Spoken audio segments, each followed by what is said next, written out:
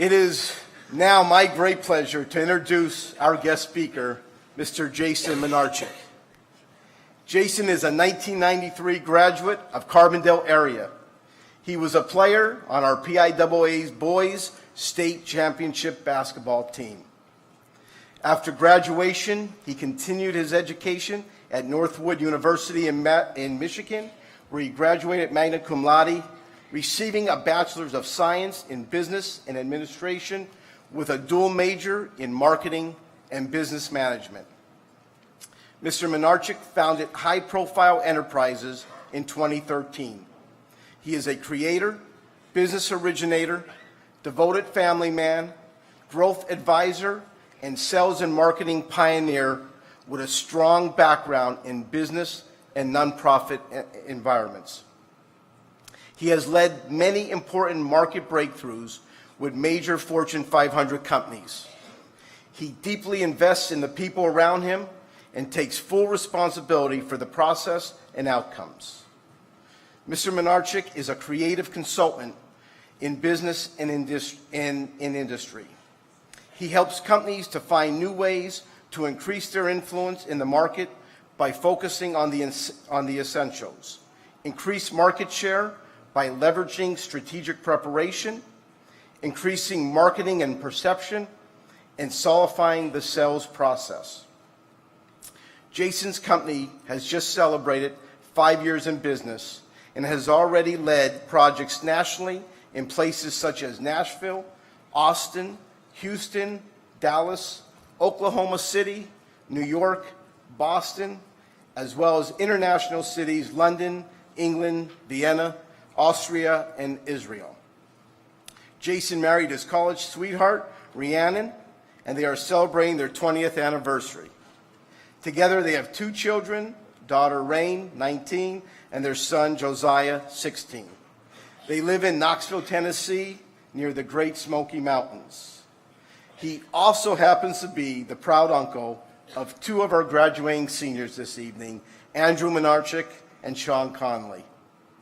Carbondale area, please welcome our own Mr. Jason Manarchuck.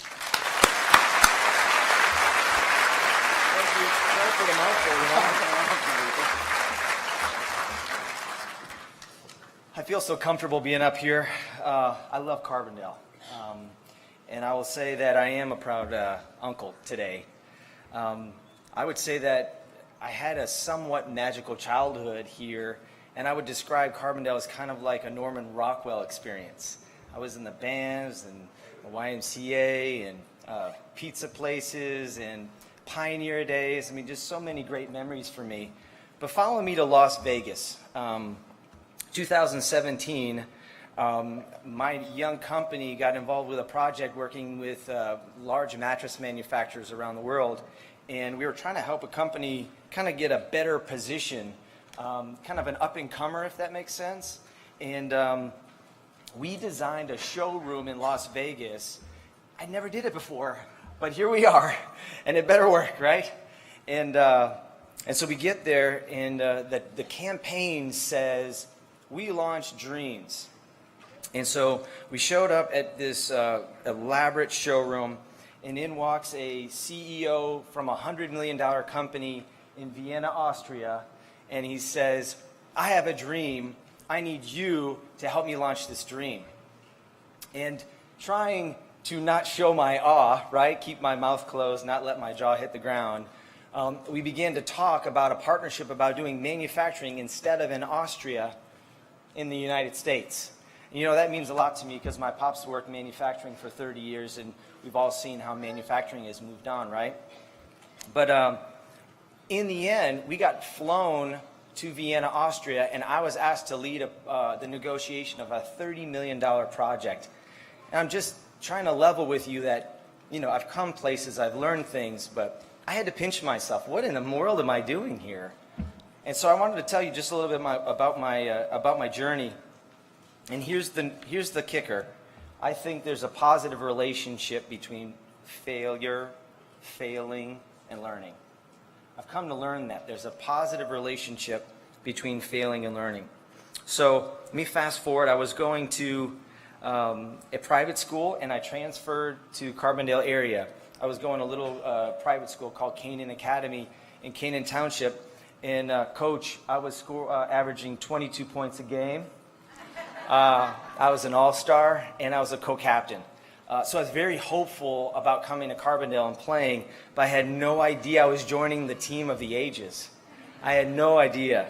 And it was really, really, honestly, it was very, very hard because I wanted to contribute. I wanted to be on that team. I wanted to be on the floor. But I'll tell you, I learned a lot of things. First thing is, it gave me hunger. I wanted to be in the game. I wanted to contribute. I wanted to make a difference. I had that hunger. The other thing I learned is, okay, maybe I was a pretty good player, but I didn't understand the team system.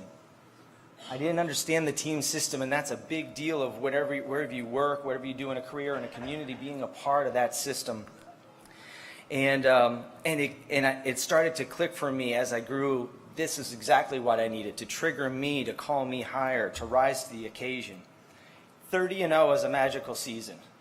Honestly, we described it to each other that we were the family. We were either in games, practices, the YMCA, or sleepovers after games. But I think my role was to be a part of the practice team and challenge the starters.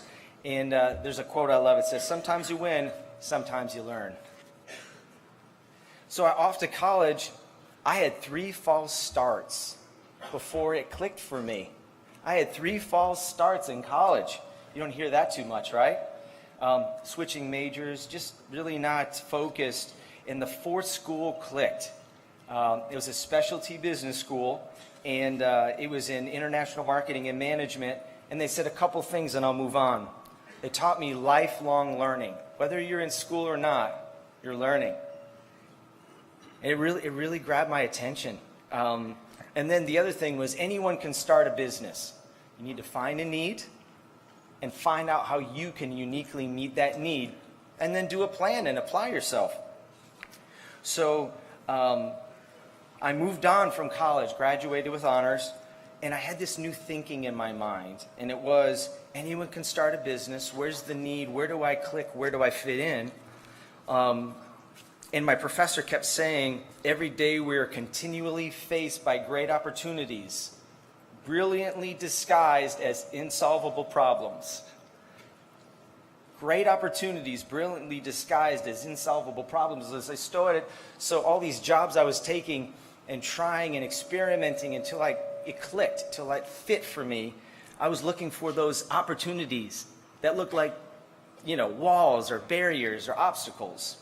So here we go, 7 years, 8 different industries, a dozen different roles, but I was learning how different businesses made money, how they made decisions, what their processes were. And I had just a lot of learning very, very quickly.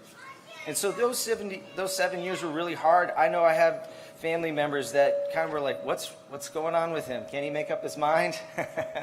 Doesn't he know what he's going to be when he grows up? And I was still learning. I was very, very engaged. So it clicked for me, and that was the consulting and identifying new opportunities. I came across this quote in that process. It says, "A man's life is interesting primarily when he has failed. I well know, for it's a sign that he tried to surpass himself." That's George Clemenceau. That really gripped me because I was trying to do new things, put myself in new environments, try, learn, grow. And so it came around where I had an opportunity to do a brand new startup, be a co-founder.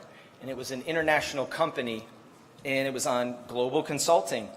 And here I am in meetings, and, let me just shoot straight. Here's what I thought. I'm just a Coal Town kid. What am I doing here? I'm just a Coal Town kid. But here I was, just learning and applying myself one day at a time. And I began to see continually, uniquely who I was and how I responded to the environments around me. So in this process, my greatest achievement has been being married to my college sweetheart and having 2 kids. I was one of those kids that couldn't wait to get married and have a family, and I'm so glad you guys are here with me today. So 2013 started this company, and we celebrated 5 years. And get this, what we do best is listen to the customers. And then we tailor all our work to the customers. That's it. It's the basics of all that, all the lessons, of all the data, of all of the training and the education. We really, really listen to our customers and our customers' customers. And so here's how I introduce myself as a growth strategist. I say, I've been in multiple business environments, multi-disciplines, and I bring a unique approach to growing things. And guess where I picked up all that experience? When I was failing, when I was searching, when I was looking, when I was learning, when I was trying new things, when I was reaching out farther than maybe I was in over my head. And so Winston Churchill said, success is stumbling from failure to failure with no loss of enthusiasm. I'll say it again. Success is stumbling from failure to failure with no loss of enthusiasm. So that brings me here today with you, back where it all started, right where you're sitting. 25 years ago, I know I'm old. And I'm happy to share this with you, but here's the deal. If your grandmother couldn't make it and asked what the speech was all about, tell her this. Well, he kind of took the long way of saying, don't be afraid of failure, because it's actually good for us, because we can learn from it. It's good if we use it as a tool to learn and grow and not be discouraged, because it happens to everyone. Failing is a necessary part of living and learning and growing, so use your failures. Don't be surprised at the golden opportunities that are presented, even though you thought they were obstacles. As a young woman said, our valedictorian said, it's really about learning about yourself. So I'm proud of you all graduates. I'm proud of all you've accomplished so far, but mostly who you are. If you ever need help along your journey, find me on social media. I'm here for you. Happy to reach out to you. Good people of Carbondale, you'll always have a deep place in my heart. Graduates, congratulations and good night.